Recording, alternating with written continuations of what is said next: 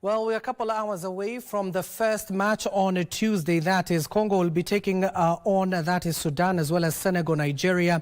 Later on, of course, Chanik or KBC will be focusing on those particular matches as our sports team are preparing for a pre-analysis and a post-analysis of those particular games. Welcome to our broadcast at this hour. My name is Abdiaziz Hashim, the sign language interpreter. At the bottom end of the screen is Lensa Odingo. Now, let's update you on what is happening across the country. Now, a family in Chuguti village, that is like Kipia West constituency, is grappling with the tragic loss of its 4-year-old girl and a 2-year-old boy who died in a house fire. The fire broke out shortly after their mother, Rahab Wanjiru, left their home to get supplies from a nearby shop, only to be alerted of the inferno that consumed the house, leaving neighbors struggling to salvage what was left from the fire. Area leaders are now calling on well-wishers to come to the family's aid and assist it to get back on its feet, even as it deals with the emotional turmoil. Kulikuwa watoto wawili kwa ile nyumba, na wote wawili kijana na msichana wameshomokia kwa ile boma. Ni watoto tu wa kipekee kwa hii familia shanga ya Wawelo. Hili jambo ni zito kwa familia, kwa maana ni familia changa. Na ni wakati wanajaribu kujiinua. Mimi nahakikisha na nitafuatilia tuhakikishe tumejua kiini cha huu moto kimetoka. Na huzuni nyingi sana tukijua kwamba wale ni watoto ambao walikuwa ni watoto washanga. Tulikuwa tuna matumaini makubwa na wale watoto, lakini hatuna jambo ambalo tunaweza kusema, maana hatuwezi kumlaumu Mungu. Maana kila jambo linalotendeka linatendeka wakati Mungu anaelewa.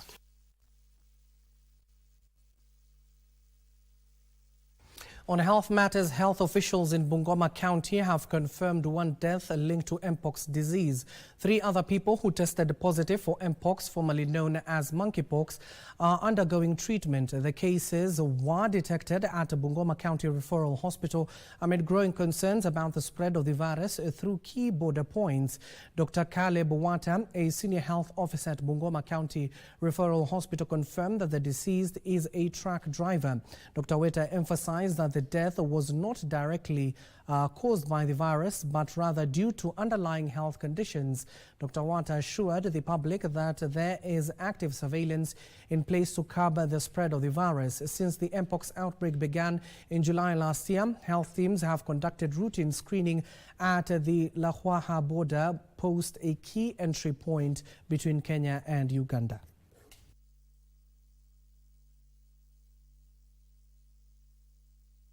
So far for Bungoma County, there are 4 cases confirmed. Tested and confirmed. Out of the 4, 1 died, and the cause of death was not because of the Mpox, but the patient had healed out of that. Most of these cases, the patients were on transit, mostly truck drivers, and maybe some other contact cases that eventually, whenever we take the samples to the laboratory, we found out that it is positive. And one of the key symptoms is the rashes. The rashes, sometimes they develop what we call fever-like symptoms. So basically, we encourage this patient to just be self-isolate themselves in their place so that they don't come in contact with other people. At the corridors of the August House, where currently the Cabinet Secretary for Ministry of Labour and Social Protection is currently before the Diaspora Affairs and Migrant Workers Committee that are dealing with regarding recruitment exercise on job opportunities in Qatar, among other issues before the committee. Let's listen in to those current proceedings that are currently happening at Bunge Towers within the vicinity of Parliament. Because the law is very clear. If you're a travel agent and you have sent somebody and you're giving who have paid you to send them for employment, you're not registered national employment agency. You have actually gone against the existing law and you should be arrested. So we are pushing, there seems to be a bit of pushback. We are pushing the DCI and the DPP to effect arrests because it's very clear. If somebody has given evidence, they have evidence that they paid this travel agent, it's up to you. How many are there? 60, about 66 to 67 travel agents not registered to provide employment. I've been giving people tourist visas and leaving them to go work there with no jobs. You know, basically conning people. So we want to get them rounded up, and I'm hoping that within the next 2 weeks, we'll see them with handcuffs in jail, you know, or trying to hide their faces, because they're the biggest contributor of human trafficking are the travel agents operating in our country. If I can go to 6.3. So we have identified about 25 recruitment agencies. We have deregistered or denied registration due to various reasons. So we have created a blacklist, and we shared with the National Assembly a whole list, which we can share again, of the blacklisted companies, and we continue to blacklist companies that have problems. And once you're blacklisted, it's automatically recorded in our website so that people cannot deal with you. So it's basically, we are telling people we have a free toll number, 22223. We have the website, we have our offices. Please, before anybody, and you can tell your people, your constituents, before anybody pays any money to anybody, they need to make sure they're dealing with a registered company. I submit, Madam Chair, honorable members. Thank you. Sorry, I was a bit wordy. It's a big document. Well, if you're just joining us, those were the proceedings before the Diaspora Affairs and Migrant Workers Committee meeting with the Cabinet Secretary for the Ministry of Labour and Social Protection regarding the recruitment exercise on job opportunities overseas. And of course, the CS is currently making submissions as and when that particular proceedings will be concluded, we'll inform you on the outcomes. Now, to a rather tragic turn of events where shock gripped traders at Kanyonyo Market in Kitui County after a police officer attached to Kanyonyo Police Station shot 2 women in a suspected love triangle. The police officer named Robert Sambi is said to have had a misunderstanding with Joy Mutisia, then shot her twice before shooting her colleague who had attempted to intervene. The officer then left this rifle behind and ran away. Investigations have begun. The bodies of the dead have since been moved to Kitui Level 4 Hospital morgue awaiting postmortem. Askari alikuwa anataka kupiga duty na huyo madam alikuwa anamzuia, anamwambia usimpige. Sasa askari ndiye alichukua hatua ya kuwapiga risasi, akawapiga wote risasi, wakaanguka mahali pamoja pale. Hata kama uko urafiki na mtu alafu mkosane, si lazima umuue. So venye amefanyia vibaya. Naomba askari asipatiwe hii bunduki silaha wakiwa amekunywa, kwa sababu huyo askari alikuwa ameanza kunywa mchana. Najua akaenda kupatiwa aingie duty ya usiku. Na mwenye kumpatia alikuwa anamuona ni mlevi. Naomba serikali msipatie mlevi hiyo kitu. And in other news, Siaya County Assembly Speaker George Okode has dismissed as fake news a resignation letter allegedly addressed to him by the County Governor James Orengo, which has been circulating on social media pages. Okode maintains that Orengo is still the governor of Siaya and continues to direct service delivery through his cabinet despite being officially out of the country. We can look for Ketch with more details surrounding the whereabouts of Governor Orengo. In a swift response regarding the purported resignation letter circulating online addressed to Siaya County Speaker George Okode, allegedly from Governor James Orengo, Okode dismissed the letter as absolute falsehood. I wish to clarify first and foremost that I have not received that alleged letter, and therefore it does not exist on record. And in fact and in law, it does not exist. Okode revealed that Governor Orengo is officially out of the country but continues to effectively discharge his mandate through his cabinet. The governor is functioning and directing his cabinet and his administration as per the mandate he got from the people, statutes and the Constitution of Kenya. And I therefore want to take this opportunity to condemn in the strongest terms possible such allegations, because they are nothing but fake. Dismissing the perpetrators of the resignation falsehood as busybodies, Speaker Okode urged for calm. You remember they started by saying the governor has been poisoned. When that didn't realize any fruits, then they started writing some petitions which are not based on any law. I want to urge the public to ignore such falsehood and wait for the governor who should be reporting to office in due course. Okode's dismissal of the resignation claims corroborates the position of the Orange Democratic Movement, which had equally dismissed the viral letter as fake. For Channel 1, I am Wycliffe Okech. Now let's come back here to the capital, where I do understand the Cabinet Secretary for Education, that is Julius Migos Ogamba, is currently overseeing the inauguration of the new University of Nairobi Council, currently at the UN. If we can have those live images at the University of Nairobi there, he's addressing members of the Fourth Estate. Let's listen in. We want them to complete their studies within the time that is provided. We don't want a situation where students stay in university for 9 years instead of 6. If you come from a poor background like most of us, if you go to university and stay 9 years instead of 6, you have finished the whole community. So we don't want that to happen. We want to be able to be predictable, that I'm going to university 2025, 26, I'll complete at this time. So that is what we are doing and we are discussing. Thank you so much. I have to rush. How are public universities being cushioned from this shortfall of finances caused by the fee cut? No, the fee cut is not causing any financial strain. In fact, it is increasing. Because what happens is when you determine the fee of a program, there are factors that lead you to make that determination, and it is in the numbers. For example, it is the teacher-student ratio. For example, when you take medicine, traditionally in this country, we've been having classes for medical students who are 8 in class. If we increase that number to 12, we have raised it by 50%. So it is possible to reduce the fees by that portion. That's why we're able to reduce the fees by 40%.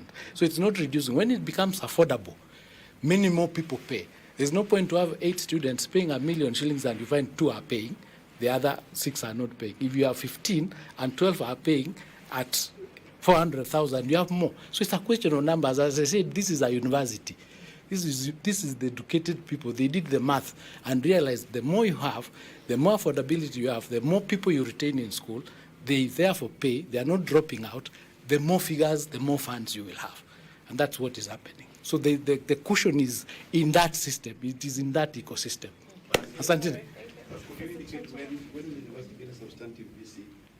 Well, that is the Education Cabinet Secretary Julius Migos Ogamba responding to questions from the Fourth Estate. He oversaw the inauguration of a new council within the University of Nairobi. The questions pertaining, of course, to the reversal of fees within the institutions of higher learning. Our very own Nancy Okware is following that particular story and will brief us later on. Now, on the political front, a section of women lawmakers has faulted Orange Democratic Movement Secretary General Edwin Sifuna over his remarks on the party's support for President William Ruto in the 2027 general election. The legislators cautioned Sifuna to respect former Prime Minister Raila Amolo Odinga's decision to work with the Kenya Kwanza administration. Give us a minor with the details. Speaking at Mukuyu Primary School in Ambale, Busia County, during Phase 3 of the Busia Women Empowerment Forum, the legislators led by Caroline Ngeleche, Catherine Omanyo, Rael Kasiwai, and Miriam Mase told Orange Democratic Movement Secretary General Edwin Sifuna to end what they termed as sideshows and be loyal to the party leadership. Tunasema hata hii siasa ni baba amekufundisha. Raila Amolo Odinga ndiye amekufundisha siasa. Kwa hivyo baba akisema amesema. Lakini baba akisema left ni left, akisema right ni right. Kitu ya kwanza, kitu ambao baba anapenda zaidi kuliko hata yeye mwenyewe kupata cheo ni Kenya iwe na amani. They urged the residents of Busia County not to be deceived by leaders championing for alliances with no meaningful development agenda. Raila amesema anafanya kazi na Ruto. Yeye secretary peke yake anakuja kuleta mdomo mingi. Yeye ni nani? Tumwambie afanye nini? Atulize boli. Elsewhere in Kitui County, a section of political leaders called out former Kitui County Senator David Musila for claiming Wiper Democratic Movement leader Kalonzo Musyoka had kept the Kamba Nation in the opposition for too long. We wish to remind Honorable Musila and others who think like him that His Excellency Dr. Stephen Kalonzo Musyoka is the undisputed leader of the Kamba community. We appeal to David Musila and his ilk, that is those who are thinking on similar lines, who are by far in the minority, to come back to the fold. Meanwhile, the ODM Samburu County branch has called on the Independent Electoral and Boundaries Commission to declare the timelines for holding by-elections. So we want to tell the other parties also to do theirs, because we are ready. And we mean that we are going to capture this seat. We are going to capture this seat, and we are very confident that this man can deliver. Wayake ilichukuliwa kwa njia ambaye sio halali, sio ya haki. Na hivyo ndio sababu tuko hapa leo serikali ama ABC ya Kenya ifanye by election kwa kujaza pengo ambayo iliowashwa na yeye. The position became vacant after the demise of Paul Leshimpiro. Giverson Maina, Lunchtime News. Elsewhere, there was tension between Kenya National Union of Teachers NAT Secretary General Collins Oyu and Safina Party Deputy Leader, that is Willis Otieno, after the two leaders differed over the new salary increment for teachers. Speaking at a funeral in Bondo Siaya County, Oyu rallied teachers to support the 5-year collective bargaining agreement CBA, while Otieno dismissed the deal as an insult, maintaining that teachers deserved a better given their role in shaping the nation.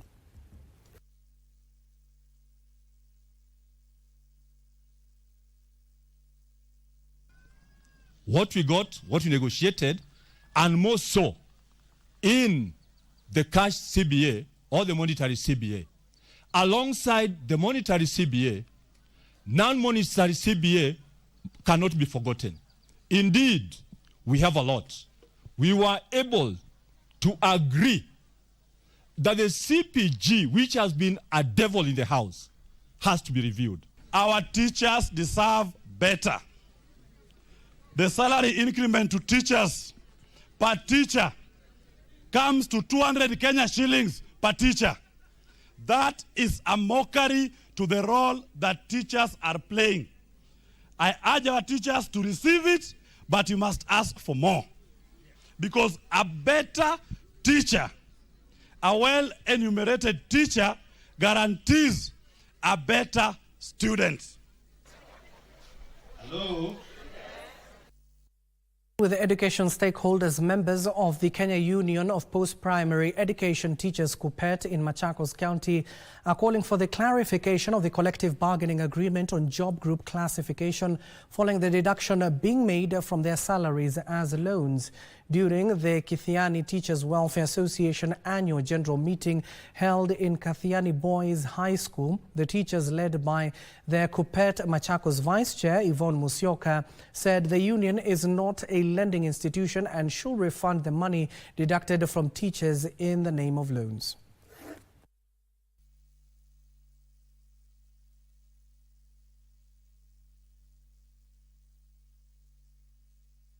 Uongozi wa Borongo Mtemi Bokono ulikuwa unapatia watu pesa kwa mkono wa kulia na wanachukua kwa mkono wa kushoto. Na sisi walimu, we shall shape the leadership of this great county, starting with everywhere, because sisi tunapatikana kila mahali. So we give the SG an ultimatum to give the outcomes of the CBA and also to return the money that they deducted from teachers back.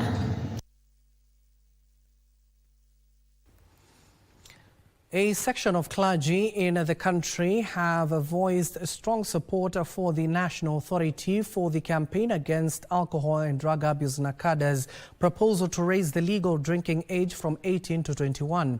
The clerics from Nairobi and Kiambu counties have also called for a stronger implementation of regulations meant to curb the irresponsible sale of alcohol to minors in the country. Even as public debate of a proposal by NACADA to stem rampant alcoholism in the country rages on, a section of religious leaders is calling for more concerted effort to rid the country of the vice. Everyone who has a child under 21 years will be very happy to know that his or her son or daughter is not allowed to touch these things. So Kenya will feel safe, and even in the churches we are very happy. Speaking in Nairobi, members of the Association of Pentecostal and Evangelical Clergy of Kenya, APEC, termed the proposal to raise the legal drinking age from 18 to 21 a welcome strategy. There are some good people who do this business, but at the same time there are others who are even selling these alcoholic drinks online without anybody to control. You find families having this alcohol at their homes, where even children as young as 6 years are exposed to alcohol. What do you expect? They begin also consuming alcohol. Elsewhere, church leaders in Gatundu South, Kiambu County want the government to focus on enforcing existing regulations rather than introducing new ones. The clerics acknowledged the intention behind NACADA's proposal to raise the legal drinking age, but questioned the practicality of such a move. Kabla ya kuweka sheria mingi, tuhakikishe ya kwamba tumedeal na root cause. Kwa nini hawa watu wanaenda kulewa, hata wanashida kwa pombe kila siku? Mara nyingi sheria zinawekwa, lakini kuimplement ama kuifuata hakuna watu wanaifuata. Sheria ikiwekwa inawachwa tu, ni kutangazwa tu na kuachwa. Kwa hivyo mimi vile ningeona mapendekezo yangu ya kwamba mambo ya NACADA ni vizuri hivyo wanasema kama watafuata hiyo sheria. Joseph Wahungu for Lunchtime News. And now to the courts, where former Lands Commissioner, that is Sami Mwaita, and his co-accused Brian Kipchor Kiplangat have been charged with 5 counts of land fraud, abuse of office, and giving false information to authorities. The duo are accused of fraudulently acquiring 2 parcels of lands valued at 150 million shillings located in Nairobi West along Langata Road. The prosecution told trial magistrate Benak Ekubi that Mwaita and his co-accused conspired on or before March 30th, 2001 to fraudulently generate titles for the parcels. They pleaded not guilty to all charges and were each granted a bond of 10 million shillings with an alternative cash bail of 2 million shillings.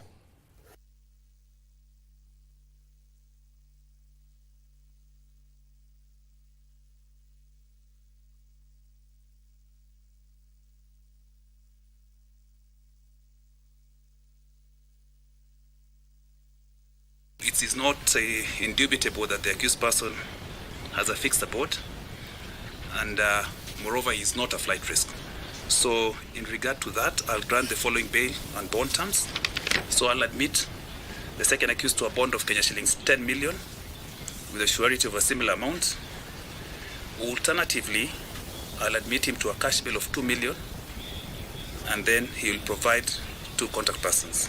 I'll direct that the first accused person to be admitted on the following bond and bail terms. So I'll admit him to a bond of Kenya shillings 5 million with a surety of a similar amount. Alternatively, a cash bail of Kenya shillings 1 million, and then with the provision that he avails 2 contact persons. So those are the factors that I've considered in arriving at a different bond and bail terms in respect to the first accused. All right, so the 9th of September, before court number 4. Ghana community elders living in Isiolo County have challenged members of the County Assembly to support Governor Abdi following the failed impeachment attempt against the county boss. Led by the community's chairperson Joseph Kimathi, the elders warned that the continued wrangles, especially in the ongoing clamour to oppose the 2025-2026 financial budget appropriation approval, threatens to derail service delivery within the devolved unit. The County Assembly Speaker Mohammed Roberts is said to be leading a faction opposing the 7.2 billion shilling budget, alleging irregular approvals and bypassing the critical legal procedures.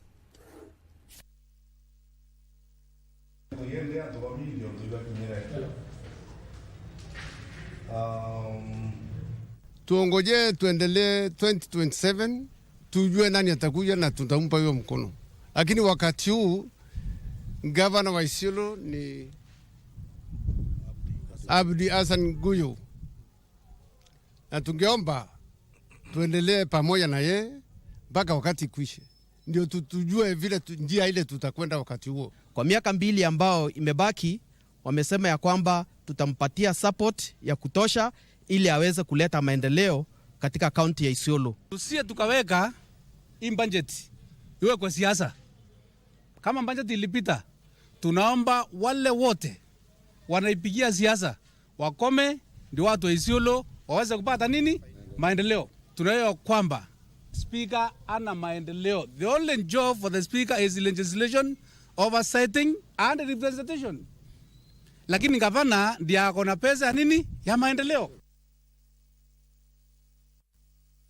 Women in Baringo County have benefited from cancelling sessions courtesy of Action Aid Kenya and the International Center for Peace, Human Rights and Development in Africa as they begin the long journey of healing after years of deadly banditry attacks. The forum held in Marigat brought together 55 survivors from some of the county's most volatile areas. For many, returning home meant confronting vandalized houses and abandoned homesteads. With no choice but to start from scratch, these women are now navigating the difficult journey of rebuilding amid trauma and loss.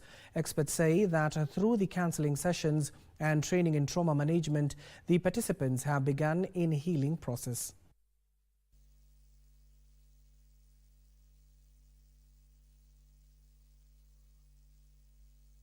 Hiyo shida ya insecurity ilini affect kwa njia ya kwamba mali yote ilienda, nyumba ilichomwa, nikapoteza hata vitu ya nyumba.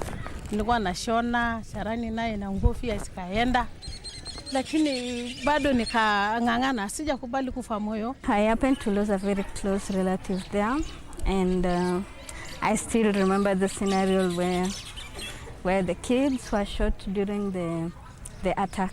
And for now that we are trying to heal, this trauma and healing has really, it has an impact. Personally, I feel kama nimeheal, and I feel like this training should be done more, especially to the survivors. Through this intersection, then our approach is engaging young women as champions to address conflict-related trauma within their communities. One, by creating awareness on conflict-related trauma, providing spaces where they can have conversations for healing, as well as then equipping them with knowledge and skills.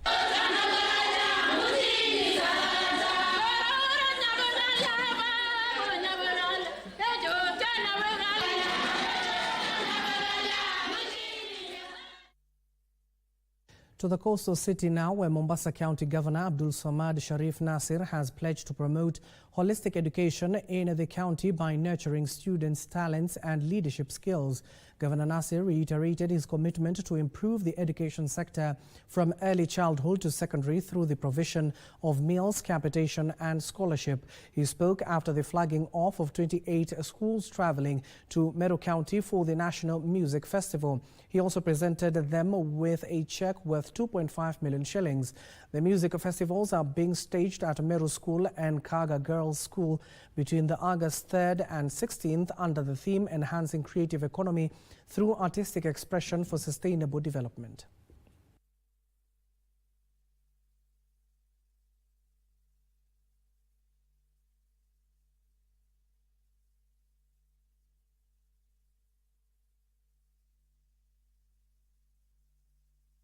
Tutafurahi mukiregea na medali, lakini tutafurahi zaidi mukiregea ikiwa mumeweza kushinda nyoyo za Wakenya.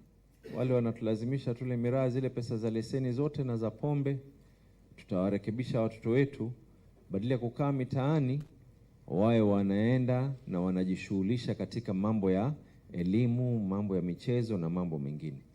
Hata hivi tunavyoongea, kuna watoto 430 ambao wako katika bootcamp. Wanaenda kupatiwa leadership skills, wanaenda kupatiwa bonding skills, wanaenda kuoneshwa ile hali ya kuwa patriotic kwa Mombasa, kuwa patriotic kwa Kenya, na tumeanza mpangilio. This is going to be, I think, the third year. Wale watoto ambao we have totally sponsored them, wale waliperform uzuri katika primary and going to secondary, 100% scholarship programs courtesy of the county government. Kando na hao kuna wale wengine tunasema kwa every child deserves a chance. So I think we've done our part in terms of education.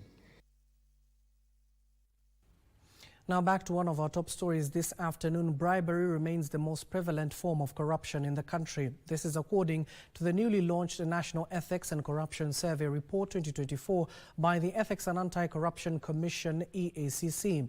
According to the report, 47.8% of the citizens who interacted with the Interior Ministry reported experiencing or witnessing corrupt or unethical conduct.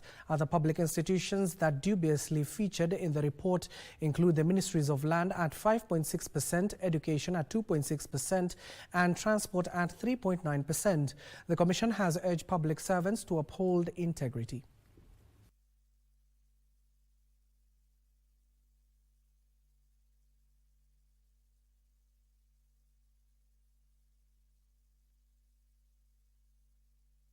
The National Ethics and Corruption Survey 2024 was conducted from 6 November to 1st December 2024. As we have been told, it covered a sample of 5,960 households spread across all the 47 counties. The overall aim of the survey was to establish the status of unethical practices and corruption in the country. The National Ethics and Corruption Survey 2024 findings indicate the need to prioritize corruption awareness among citizens. As we saw in the data that was given, many Kenyans have come to believe that unless they give something, they will not receive the services from government offices that they require. In particular, you saw how certain areas, certain services have been marked very strongly. It is 33 minutes past the hour. We need to take our first breather here on KBC Channel 1. Do not go too far. We still have more couple stories for you before we interact with our guest this afternoon. It will be none other than the founder of Wikipedia, that is Mr. Jimmy Wales. So do not go too far. That conversation and other stories is up next.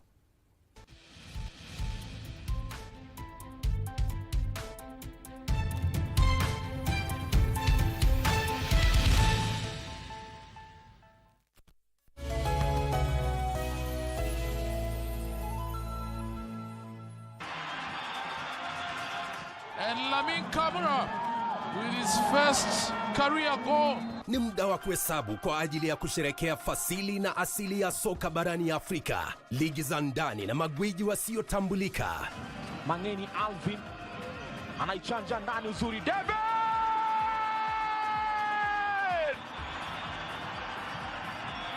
Michuano ya CAF ya mataifa ya Afrika 2024 ni njia ya kuzindua kupanua mtandao wa wachezaji ulimwenguni. Timu itakayoshinda itazawadiwa dola za Marekani milioni 3.5 pamoja na kujivunia kulinyanyua kombe hilo. Pata manufaa zaidi kutoka kwa CHAN 2024 mubashara na kipute cha kipekee kwenye runinga ya KBC Channel 1, mwenzio wa dhati michezoni.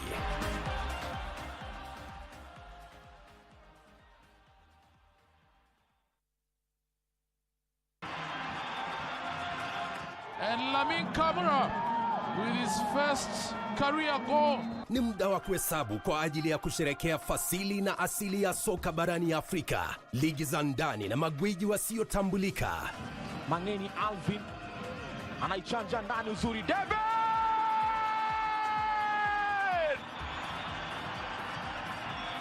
Michuano ya CAF ya mataifa ya Afrika 2024 ni njia ya kuzindua kupanua mtandao wa wachezaji ulimwenguni. Timu itakayoshinda itazawadiwa dola za Marekani milioni 3.5 pamoja na kujivunia kulinyanyua kombe hilo. Pata manufaa zaidi kutoka kwa CHAN 2024 mubashara na kipute cha kipekee kwenye runinga ya KBC Channel 1, mwenzio wa dhati michezoni.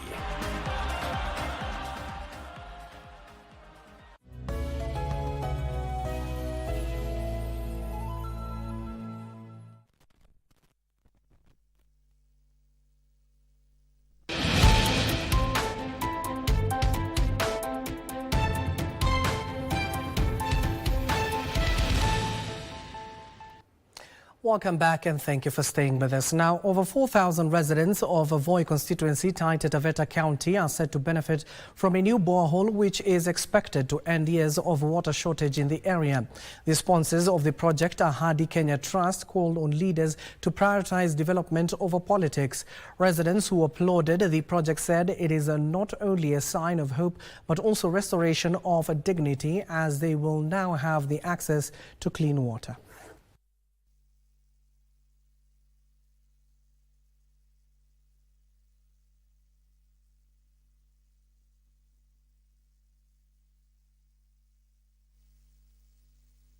Communities should be led by each and every person.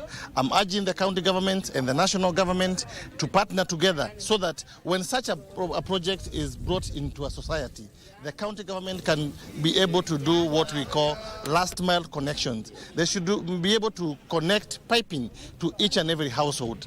Kitambo pia tulikuwa tunafanya kwamba kijiji, kwa mfano kijiji ambacho tunachota leo kitakuja chota tena baada ya siku 10, ambako ukiangalia hizo siku ni nyingi. Wakati ambako inafika hizo siku 10, kweli kabisa unakuta mama anahangaika akiomba kwa mwenzake, kama mbakisha maji tafadhali nisaidie nayo. Tumesikia kama piping na tanks tunahitaji nyingi kabisa, kwa sababu wakati tuseme kukinyesha maji ni mengi na borehole itakuwa haitatumika, lakini wakati kumenyesha tutakuwa tuna store hayo maji, tunayapump, tunaweka kwa tanks ambazo mungetuwezesha kuzichimba so that our community will continue enjoying water.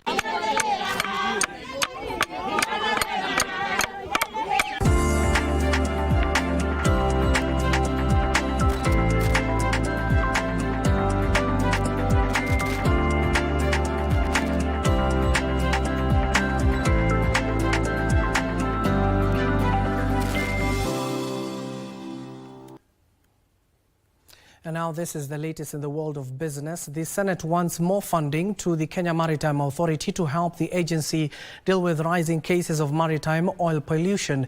The Committee on Energy says cases of oil spill on the horizon in Indian Ocean and Lake Victoria necessitating the need for more allocation.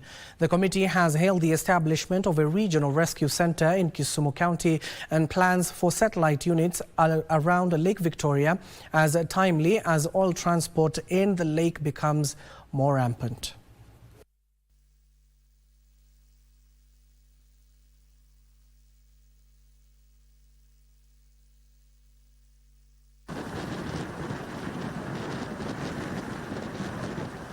And they have shown us exactly what they do in case of such spillages in order to prevent the spread of the spillage to which we can affect the marine life.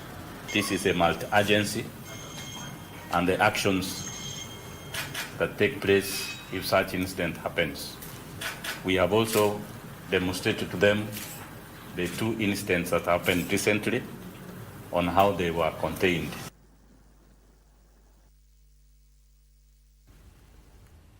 Now to another story here, where non-performing loans has decreased to 20% from a high of 68% last year. Cooperatives and micro, small and medium enterprise Cabinet Secretary Wycliffe Oparanya says the government has been able to recover 60 billion shillings out of the 72 billion shillings advanced to borrowers after increased public sensitization.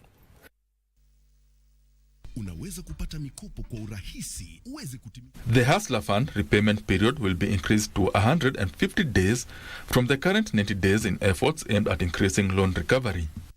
Cooperatives and micro, small and medium enterprises Cabinet Secretary Wycliffe Oparanya says increased public sensitization on the fund's debt repayment has reduced the non-performing loans to 20% last month. Things have since changed over the last 3 years. Now the default rate is about 20%.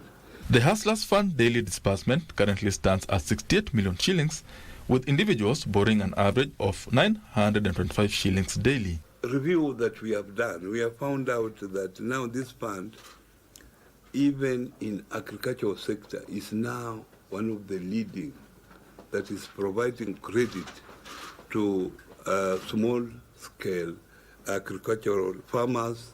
Oparanya disputed Kenyan Human Rights Commission report that non-performing loans stand at 68%, saying the fund has recovered 60 billion shillings from the 72 billion shillings disbursed. The fund has been able to disburse 72 billion Kenya shillings for both personal and preaching loan. And repayment over that period is 60 billion. Benson Rioba reporting for Lunchtime News.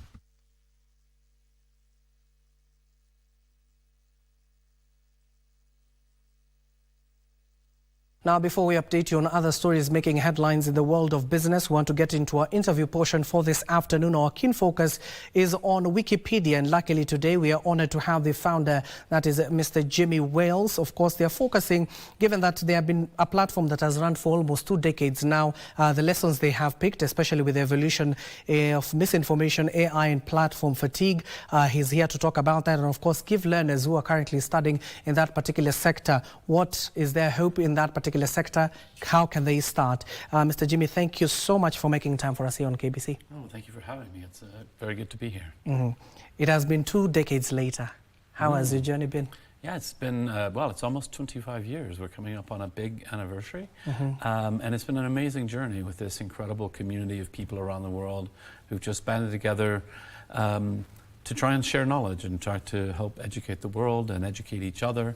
So it's great. And we're here in Kenya for the first time for Wikimania, our annual conference. So we've got volunteers coming in from all around Africa, all around the entire world, to talk about best practices and how do we grow Wikipedia in the African languages and so forth. So it's a very exciting time for us. And I can see some the theme that you're focusing on this particular year, that is 2025, will be sustainability, legacy marking Wikipedia's 20-year journey. What does this theme pertain to the conference that you'll be having here in the capital? Yeah, well, I mean, for us, one of the most important things about Wikipedia is that we're trying to create a free encyclopedia for every single person on the planet.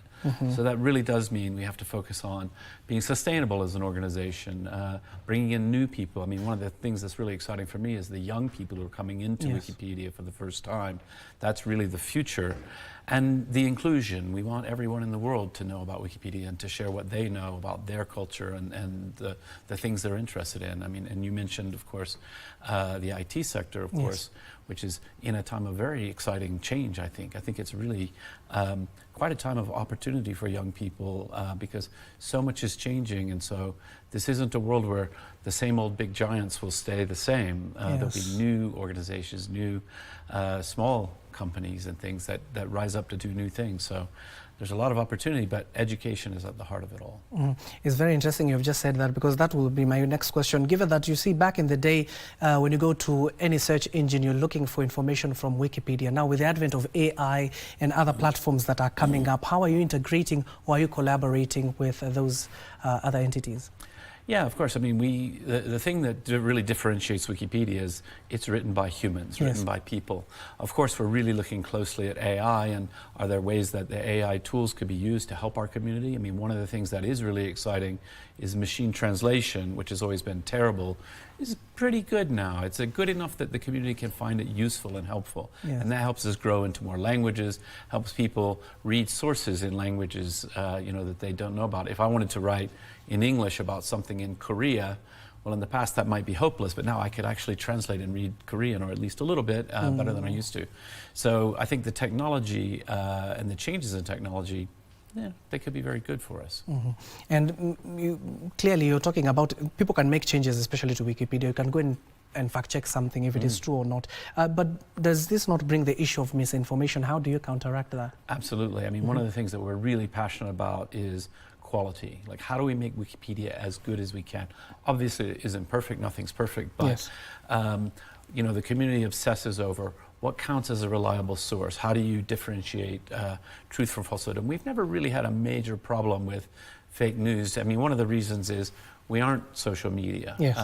You know, if someone comes to Wikipedia and they post something, a fake story from a fake website, the other community members will say, hold on a minute, I've never heard of this website. Whereas in social media, people may share it over and over and over. I know we just saw the story here about apparently a fake letter of a governor resigning. Yes. This sort of thing goes in social media very quickly, but hopefully in Wikipedia, somebody will say, hold on, we need this to be confirmed. Let's you know, let's turn on the lunchtime news and see if it's true or not. And given that we're coming to the end of this conversation, with this upcoming conference, especially given that you're saying it is being held here the first time in Africa, Yes. So what, for the future and resilience of the young people, given that you see in this continent, there are more young people in the African continent compared to the other generations. So how will you motivate them to ensure that they not only indulge themselves in this particular sector, but ensure that they reach where you have as a person? Yeah, I mean, I think one of the biggest exciting things is it's already happening naturally. We see the number of young people who are excited about contributing to Wikipedia is a higher percentage than in other parts around the world, in Africa, in East Africa, in Kenya. So there's already a lot of excitement, and I think people are at a stage now where there is this opportunity to see how Africa can boom, how can Africa grow and stand on its own. It's a really exciting time. And hopefully the young people will seize on that positive idea and say, yeah, let's build something amazing for everyone. And maybe your final remarks, especially talk to the young people who will be attending this particular conference. Yeah, well, I mean, excited to welcome everyone. You know, what we are really all about is learning from others, teaching others. What's worked well for you in Kenya could probably work well in other countries as well. And so getting people together to say, oh, here's what we did, this worked well. We did a partnership with the museum, we did a partnership with the university. Others will say, oh, okay, maybe I can go back home and do this with my museum and my university. So this is what the conference is all about, and it's very fun. When we had the pandemic and we couldn't get together in person, it was very sad. And now it's great to come and see people in person and make friends. Thank you so much, and welcome to Kenya. Yeah, very good, thank you. That has been Mr. Jimmy Wales. He's the founder of Wikipedia. There you have it. That particular conference will be happening here in Kenya. Of course, you've heard many stakeholders not only working in Wikipedia, but stakeholders within that particular sector will be attending this conference. So it will be worthwhile your time to, of course, see how they reached there and how you can reach those heights as well as Mr. Jimmy has for a number of years. Thank you so much. And of course, let's focus to other stories that are currently making headlines within the world of business. Now, the private sector activity dropped to a purchasing managers index reading of 46.8 last month, which is the lowest in a year, down from 48, that is 0.6 in June, pointing to a sharper deterioration in business condition. Now, a purchasing managers index reading below 50 signals a contraction in activity. Wildlife Service has proposed to increase park entry fees to plug a 12 billion shillings funding shortfalls. The agency says it requires 19.8 billion shillings annually for responding to challenges such as poaching.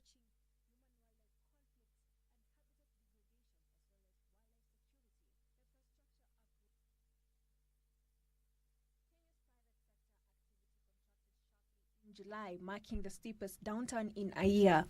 The latest Stanbic Bank Kenya Purchasing Managers Index PMI dropped to a reading of 46.8 from 48.6 in June, falling further below the 50 mark threshold, the sharpest decline in operating conditions since July 2024.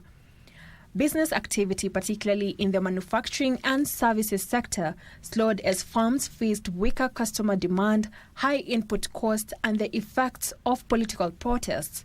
38% of businesses reported lower output in July, citing weak consumer demand, high operating costs, inflation, and disruption linked to political protests, while 17% of the respondents saw a rise with business in agriculture, construction, and retail showing some resilience. Stanbic Bank economist Christopher Legilisho says the PMI shows that political unrest, rising inflation, and tighter consumer budgets continue to weigh down business performance, especially in urban centers, adding that overall, the private sector activity is mixed in the sense that certain sectors are doing well, while other sectors are struggling under the weight of weak consumer demand conditions. However, optimism about the future remains intact as firms eye recovery through the new products and expansion. Input costs rose at the fastest rate in 7 months, with businesses citing sharp increase in fuel prices and taxation. This saw businesses passed on the cost to consumers, pushing selling prices to the highest level since January. Despite this, employment levels remain largely stable, notwithstanding the dip in output, and businesses' confidence rose the highest level in 15 months. A sign that companies are hopeful about the future rebound. The data was collected covered around 400 private sector companies across key industries. Now, Kenya is staring at a major rice shortage due to major snail attack in Moi irrigation scheme, which produces more than 70% of all rice consumed in Kenya. The apple snail, which was first reported in 2020, has quickly become a major pest concern for Moi rice farmers, decimating their income and production. The farmers are now urging the government to scale up efforts to address the snail menace. Kenya is planning to bridge the rice production deficit through the National Rice Development Strategy, which aims to increase local production and reduce dependence on imports. Kenya's local production meets only about 20% of the national demand. The country's consumption is estimated to around 1.3 million metric tons annually, while domestic production is about 264,000 tons. This gap is largely filled by rice imports. Sasa wenyewe wakulima wa Mwea wamejitokeza, wamejifanyia utafiti na wakajua kwamba zile dawa ambazo ziko katika nchi za nje zinaweza kuja waweke kwa hii mashamba na hii konokono zikuje ziishe. Kirinyaga County Deputy Speaker Jinaro Njamumo has advised farmers to avoid using those harmful chemicals from outside the country and from brokers who are taking advantage of innocent farmers. Lakini hatari ni kwamba zile madawa zingine ambazo ziko huko nje ni zile zimekataliwa na ile organization ya madawa katika ulimwengu. Kwa hivyo ni kwa sababu ya kukosa mwelekeo na kukosa nafasi na kudhulumiwa na kutupwa na serikali, wamefika mahali wameenda kutafuta mbinu mpya za kuua konokono ambao wamekuwa janga kubwa sana katika ukulima wa mpunga huku Mwea. Most of Nakuru residents have backed a proposal by the Kenya Wildlife Service, KWS, to increase entry fees in national parks, reserves and marine protected areas it manages, but on condition that the agency improves services, including prompt compensation of victims of human-wildlife conflicts. They said the review was justified by increased cost of living and free entry for children, elderly and people living with disability. However, there were those who are concerned that the increased charges will slow Kenya's target of 5 million tourists annually by 2027. The Kenya Wildlife Service has proposed to increase park entry fees to plug a 12 billion shillings funding shortfalls. The agency says it requires 19.8 billion shillings annually for responding to challenges such as poaching, human-wildlife conflicts and habitat degradation, as well as wildlife security, infrastructure upgrades and wildlife sensitization programs. However, KWS says it is currently generating about 7.92 billion shillings, which is not adequate to finance its operations. We have the issues of infrastructure development that we need to have infrastructure in our protected areas, roads, and visitor facilities to be improved. We have issues with the community that we have now to engage community so much. You look at our strategic plan 2024-2028, one of the issues is that there has been inadequate community participation, and now we want to bring in the community, do projects for the communities that live around wildlife and the community in the country. Speaking during a public participation forum on the park entry fees in Nakuru, a majority of the residents welcomed the review of the park entry charges, citing increased cost of living and the offer to have children below aged 5 and below, the elderly and people living with disability access the parks without charges. However, there are a few people who oppose the hike, arguing that it is likely to see the numbers visiting the parks reducing. Naona ni vyema ziwe reviewed kwa sababu kuna mambo mengine ambayo yanatakikana kuangaliwa, kwa sababu ile liti ambayo inaangalia upande mmoja, lakini kuna zile mambo mengine ambayo ni kama fiche, hasa kama ukiingia ndani lazima uingie na gari.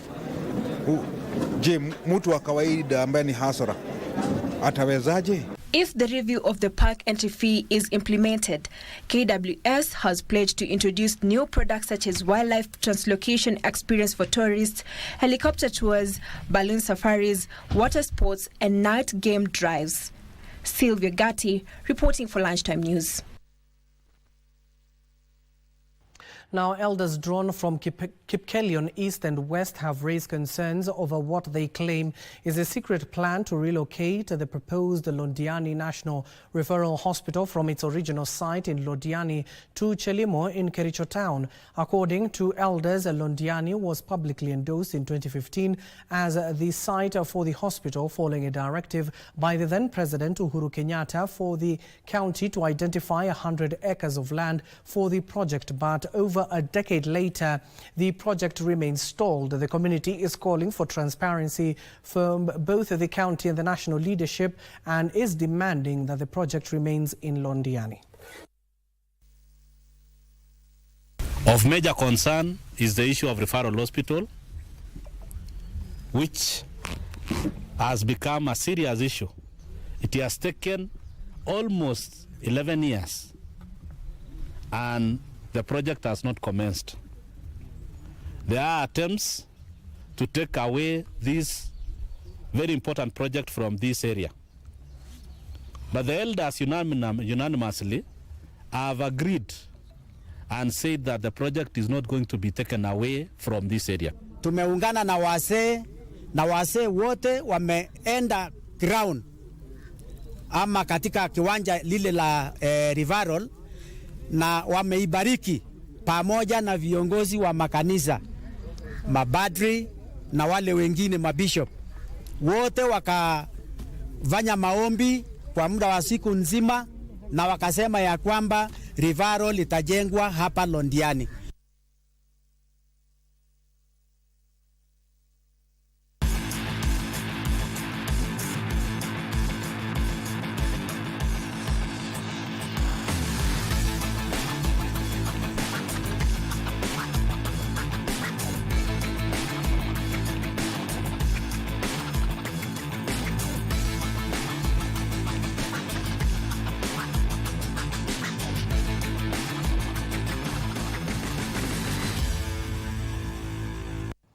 And now here is your latest in the world of sport. Uganda Cranes suffered a 3-0 defeat to two-times African Cup of Nations AFCON champions Algeria at the Nelson Mandela National Stadium, missing out on the huge amount of money they were promised by their president Yoweri Museveni. Uganda became the first co-host of CHAN 2024 to lose a game after Tanzania had beaten Burkina Faso 2-0 on the opening night before Kenya's Harambee Stars followed suit by beating DRC 1-0 on Sunday. Algeria now leads Group C table with 3 points, followed by Guinea, who defeated Niger 1-0. Algeria will face South Africa on Friday as Guinea and Uganda clash on the same day. Again, and this is going to be a very tight call. Doesn't look from Tunisia. The rest of the team suspended animation, suspends no more. Now, elsewhere, sports stakeholders have been urged to initiate community sports to help halt gender-based violence, GBV, and help vulnerable women from grassroots levels. Sports Kenya Director Edwin Kuria, who was speaking during this month's edition of Path to Russia, Community Sports, said that there is need for the government to support programs tailored at creating awareness on taming gender-based violence. The community sports were held at the Uhuru Sports Complex, Nairobi County, where football, volleyball and basketball matches were held to sensitize the public on the need of GBV, ending GBV.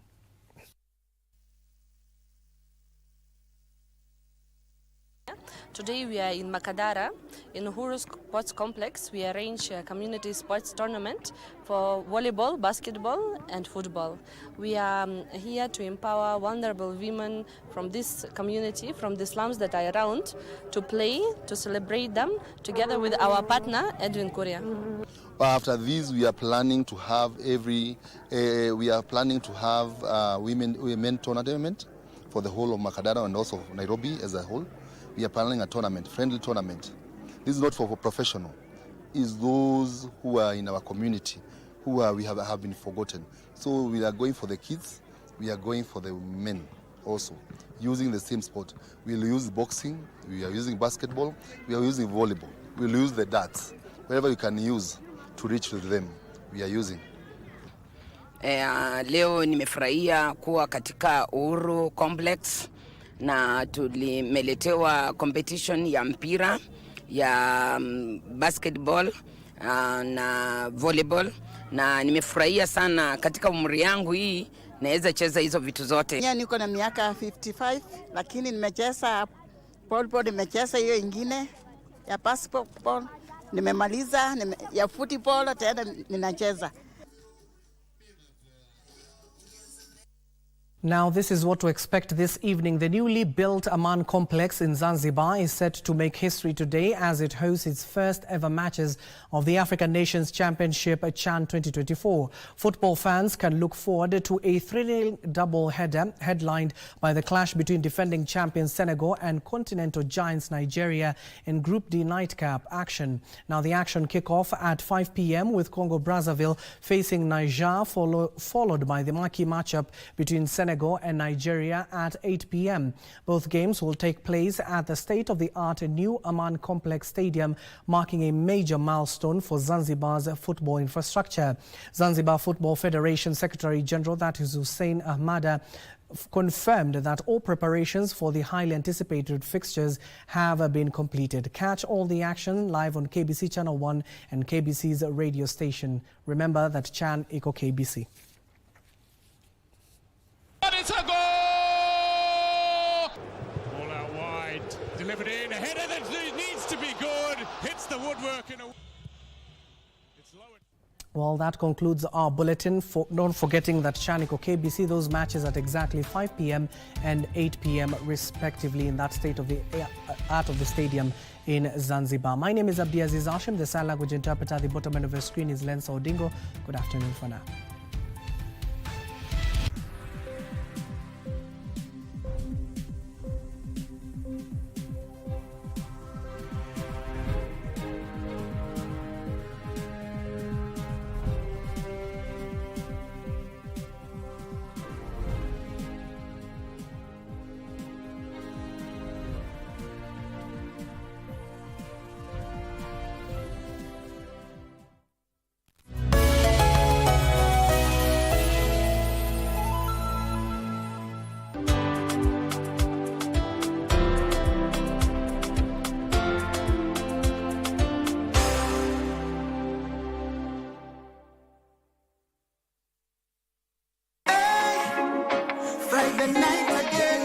Greetings in the name of the Most High Jah Rastafari. My good name is Marley Moses, the positive warrior, alongside... Yes, sir, DJ D-Rage, the baddest. Each and every Wednesday from 10 p.m. on KBC Channel 1 TV. Tunakuletea the biggest reggae party in 254 in a yard extra. Extra niceness of reggae music. Extra dose of entertainment. When the thing is nice, we have to do it twice.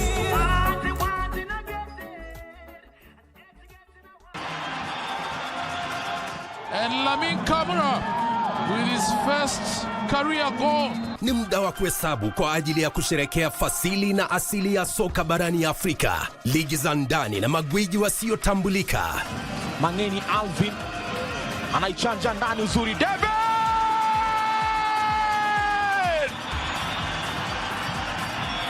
Michuano ya CAF ya mataifa ya Afrika 2024 ni njia ya kuzindua kupanua mtandao wa wachezaji ulimwenguni. Timu itakayoshinda itazawadiwa dola za Marekani milioni 3.5 pamoja na kujivunia kulinyanyua kombe hilo.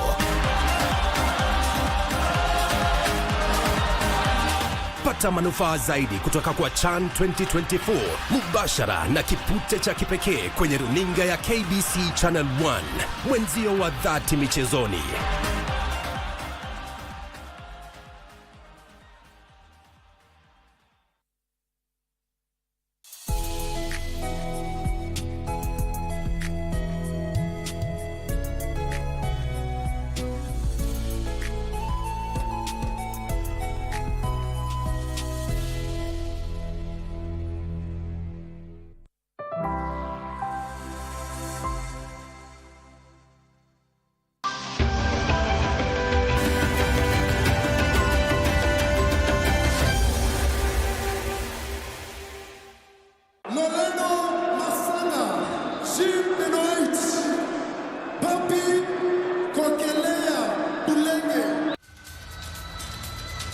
The stadium has been filling up nicely. It's a sold-out affair in Kasarani.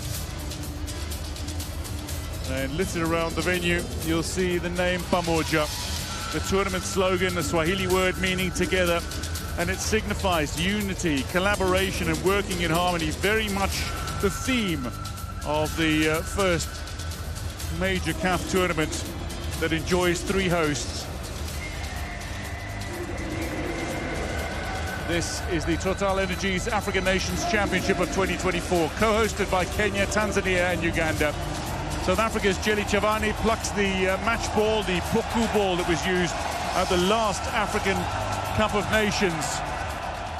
Kenya's Harambee Stars rose to the occasion in their debut 2024 African Nations Championship with a historic 1-0 defeat of 2 times champions at the Democratic Republic of Congo at Kasarani, to the pride of the nation, led by President William Ruto, who had rallied all Kenyans to support the team with all their heart, mind and soul.